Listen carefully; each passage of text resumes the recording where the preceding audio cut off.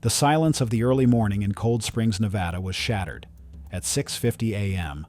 on April 3, 2025. A call came into the Washoe County Sheriff's Office, a call that would unravel a story of unimaginable suffering hidden behind suburban doors. On the line was Nicholas Loving, his voice reporting a horror. His 5-year-old daughter, Isabella, had no pulse and was cold to the touch. He stated she had been sick the night before. Emergency responders, their sirens slicing through the quiet neighborhood, rushed to the 17,000 block of Crystal Canyon Boulevard. They were met with a scene that would sear itself into their memories. Upstairs, in one of the bedrooms, they found little Isabella. She was lying next to a tiny bare mattress, a crib-sized pad on the floor, a stark contrast to the queen-sized beds her sisters reportedly enjoyed. She was unresponsive. Paramedics immediately began life-saving efforts, a desperate attempt to coax breath back into the small, still body. But it was too late. The visible injuries covering Isabella's tiny frame told a grim story. Court documents would later reveal more than 10 distinct injuries to her face alone, with further trauma to her hips, pelvis, arms, and genitals. Oral trauma was also evident. The sheer extent of the injuries was horrifying. There was nothing more the paramedics could do. 5-year-old Isabella Marie Loving was pronounced dead at the scene. The nature of her injuries immediately raised red flags for the first responders. This was no ordinary childhood illness or accident. The suspicion of foul play hung heavy in the air, and authorities were quickly summoned to the home. Deputies secured the scene, and detectives were called in to begin piecing together the last terrifying moments of Isabella's short life. The questions were immediate and overwhelming. What had happened to this little girl, and who was responsible for the nightmare etched onto her body? Isabella Loving was born on July 5, 2019, in Cold Springs, Nevada, to her parents, Nicholas and Andrea Loving. She was described by those who knew her in her early years as a happy and sweet little girl who adored the color pink, loved to dance, enjoyed painting in the bathtub, and delighted in coloring. She was part of a larger family with 2 older sisters, an older brother, Andrea's son from a previous relationship, and a younger brother, the son Nicholas had reportedly longed for. The family, residing on Crystal Canyon Boulevard, presented an outward appearance of normalcy. Nicholas and Andrea even owned their own business, Extreme Remodeling LLC, though it was noted that the company's name had changed several times. Allegations would later surface that this was perhaps due to a pattern of stealing customer deposits or delivering shoddy, incomplete work. However, beneath this veneer, a disturbing picture began to emerge, particularly concerning Isabella. Photographs of the little girl, especially when compared to her siblings, hinted at a stark difference in treatment. She often appeared thin, covered in bruises, her hair cut unusually short, a detail some observers later speculated might have been a form of humiliation. Her clothes seemed to be worn-out hand-me-downs, while her siblings sported newer attire. In many of these images, a profound sadness seemed to linger in Isabella's eyes, a look of being left out. While her sisters slept in comfortable queen-size beds, Isabella's sleeping arrangement was a crib-sized mattress on the floor. A former nanny, who had cared for the Loving children when Isabella was a baby, shared pictures from that earlier time. In these photos, Isabella looked happy, healthy, and well cared for, seemingly treated no differently than her siblings. The nanny confirmed this, stating that Isabella had once received the same level of care as the other children. But things apparently changed. The nanny's services were discontinued around the time Isabella's younger brother was born, as Andrea began staying home with the children. It's believed that this period marked a dark turning point for Isabella. The visual evidence of Isabella's declining state and the stark contrast in her care compared to her siblings strongly suggested she might have been a victim of scapegoating. This devastating family dynamic involves one child being unfairly singled out and blamed for family problems or a parent's own struggles. This child becomes the target of excessive punishment, criticism, and maltreatment, while other children in the family may be treated far more favorably. The scapegoated child is often held responsible for things they didn't do, subjected to humiliation, and systematically neglected. Looking at the heartbreaking photos of Isabella, one could see her wasting away, her smile fading, replaced by an expression of fear, a silent testament to the suffering she endured. When deputies first arrived at the Crystal Canyon Boulevard home on April 3rd, the initial statements from Nicholas and Andrea Loving were a confusing tangle of explanations for Isabella's catastrophic condition. Nicholas, trying to account for the multitude of injuries, told officers that his daughter had recently fallen out of his truck. He claimed he had to grab her by the arms to save her from hitting the pavement, which, he said, caused injuries to her arms. He also attributed a black eye to an incident where Isabella was supposedly hit in the face with a plastic baseball bat by another child, apparently on the same day as the truck incident. As if these explanations weren't alarming enough, Nicholas added that Isabella had fallen out of his truck a second time, less than a week prior to her death. On this occasion, he said, she had fallen onto the pavement and sustained a gash to her head. He offered no immediate explanations for her other visible injuries, instead describing Isabella as exceedingly clumsy, stating she fell down often, including several tumbles down the stairs. According to Nicholas, he and Andrea had planned to take her to a specialist in June to investigate why she was falling so frequently. Both parents then told investigators that Isabella had been sick for approximately 9 to 10 days leading up to her death. During this period, they claimed, she had been coughing up blood and mucus. The night before she died, they said, she had been vomiting. They stated they put her to bed between 7 and 8 p.m. Later that night, they were supposedly awakened by one of Isabella's siblings, who expressed concern that Isabella was vomiting. The parents claimed they checked on her, found her to be fine, and then returned to bed. Nicholas added that he checked on his daughter one more time during the night, before they woke up the next morning to discover she was unconscious. When authorities pressed them on why, if Isabella had been so grievously ill for so long, they hadn't sought medical attention, their answers were deeply unsettling. They admitted they didn't want doctors to see her injuries. They also made the bizarre claim that they had been advised in the past not to seek medical help for her until she had been sick for at least 12 days, an assertion that made no logical sense. Adding to their defensive posture, Nicholas and Andrea expressed fear that Child Protective Services, CPS, would become involved in their family's life again. This admission revealed a crucial piece of information.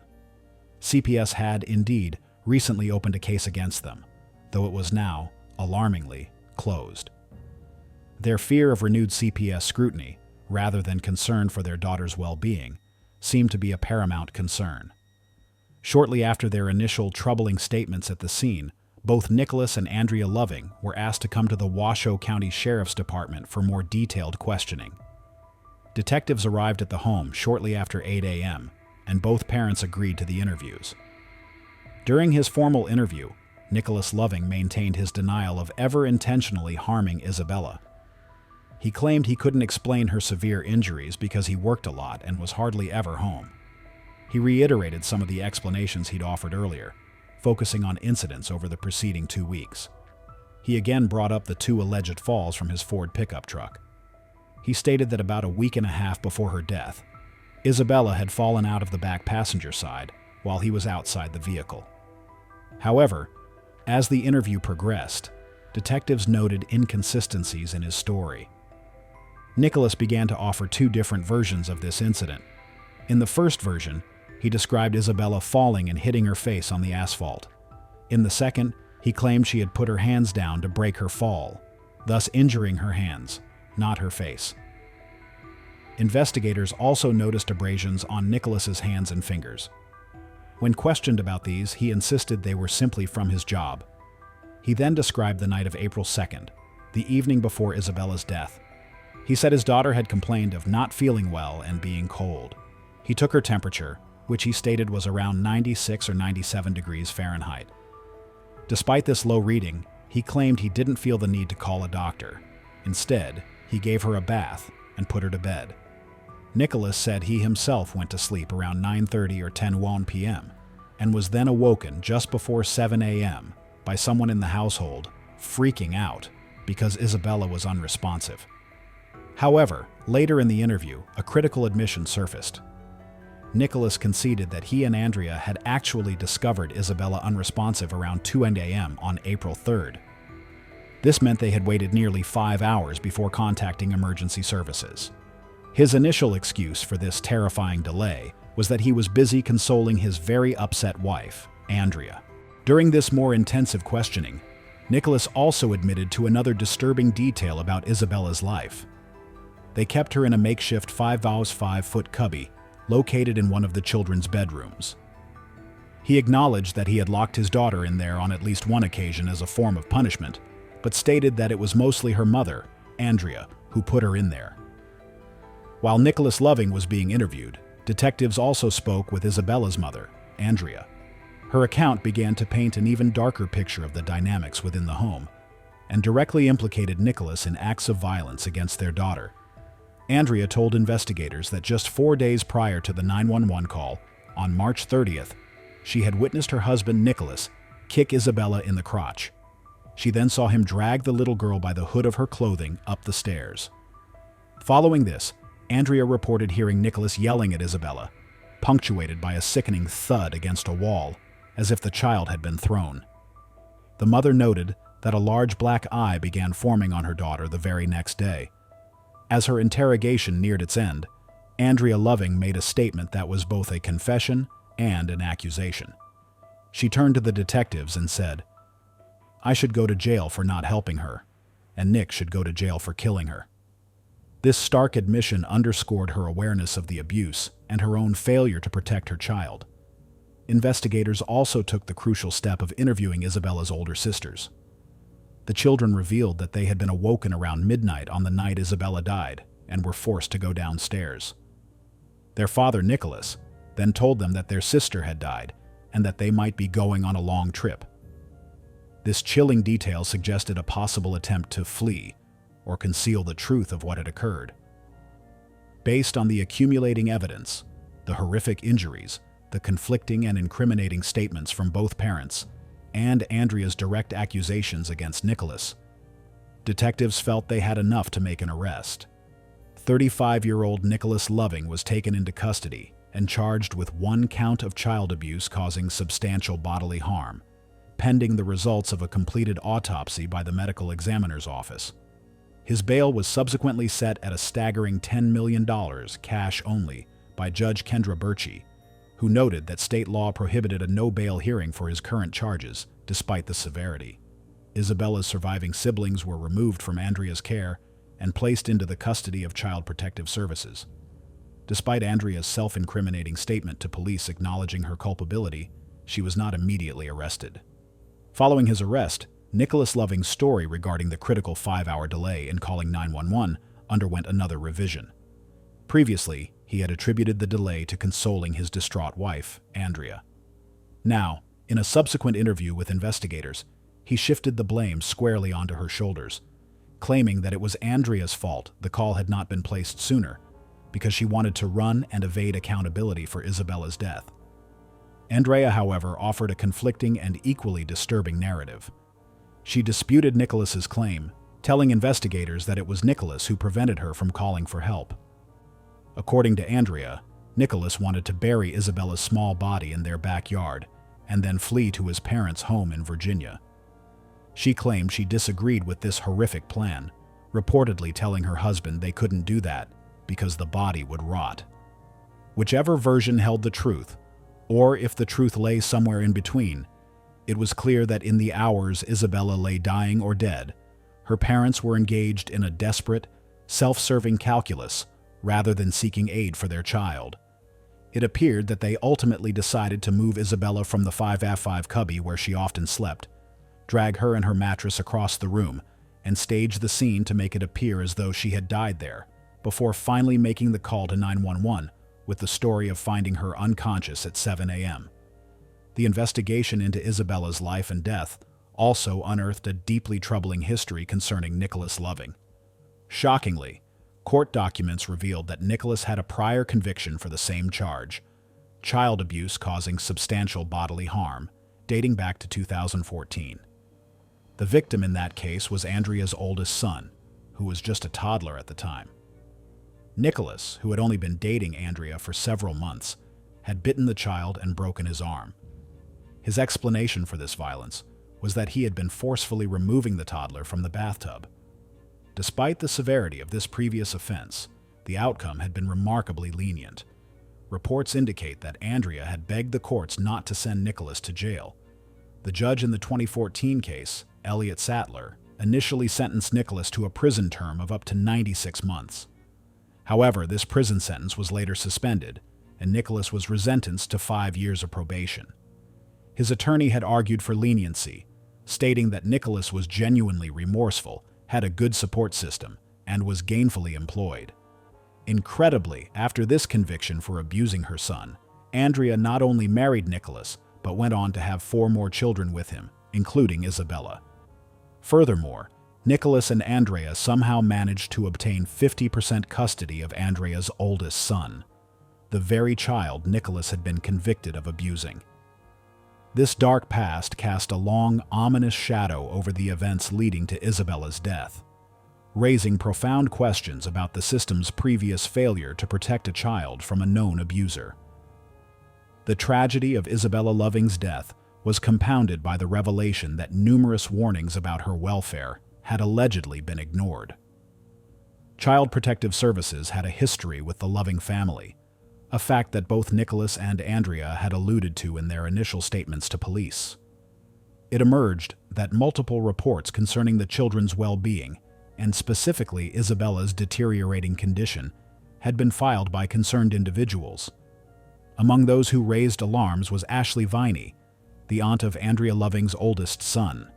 She stated that she, along with others, had made reports after reports throughout the years, but felt they weren't taken seriously. Devastatingly, the most recent CPS case involving the family had been closed just 1 month before Isabella's death.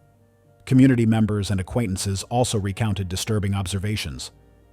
There was at least one photograph taken at Disneyland a couple of weeks before Isabella died, in which she appeared shockingly malnourished, injured, and visibly uncared for.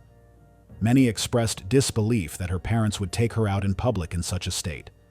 A school librarian who knew the family recalled that every time she had seen them, Isabella never got out of her stroller. While she thought the family was a little odd, she had initially assumed Isabella was simply ill. However, the librarian did make one report to CPS after seeing a bruise on Isabella's face. Women whose children cheered with Isabella's older sisters provided further chilling accounts. They noted that Isabella was often not allowed to play with other children, and that they never saw her parents feeding her. Instead, Nicholas and Andrea seemed to keep Isabella secluded. If anyone tried to speak to Isabella or offer help, such as a blanket if she appeared cold, the parents would reportedly shut them down or refuse the assistance. Even Andrea Loving's own social media activity offered unsettling glimpses into the family dynamics.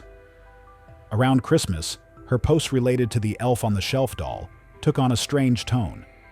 Many of the notes she wrote, supposedly from the elf to the children, singled out Isabella for misbehaving or failed to mention her altogether.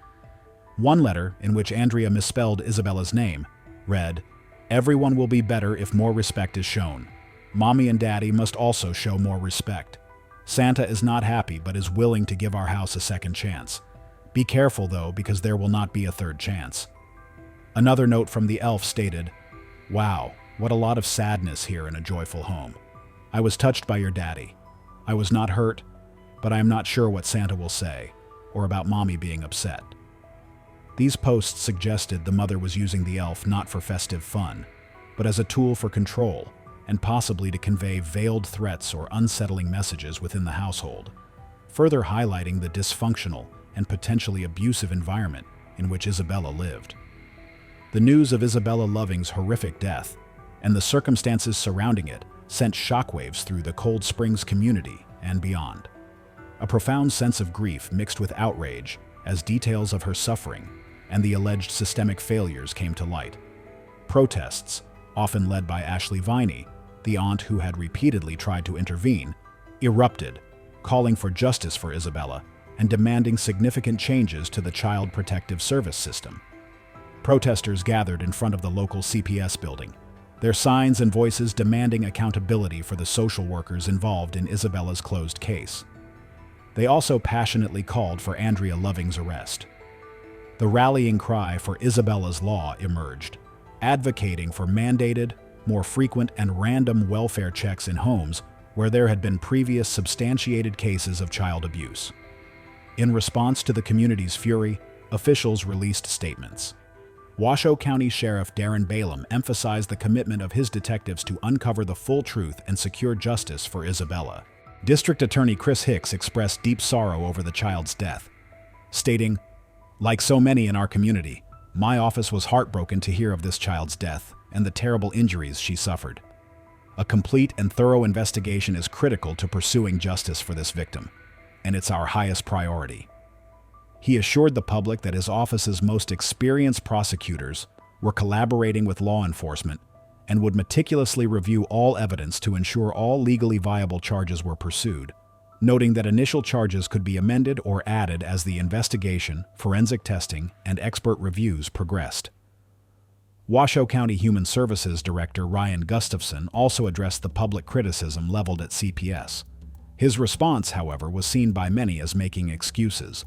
He stated that CPS receives over 6,000 reports annually concerning child welfare, responding to nearly 1,500.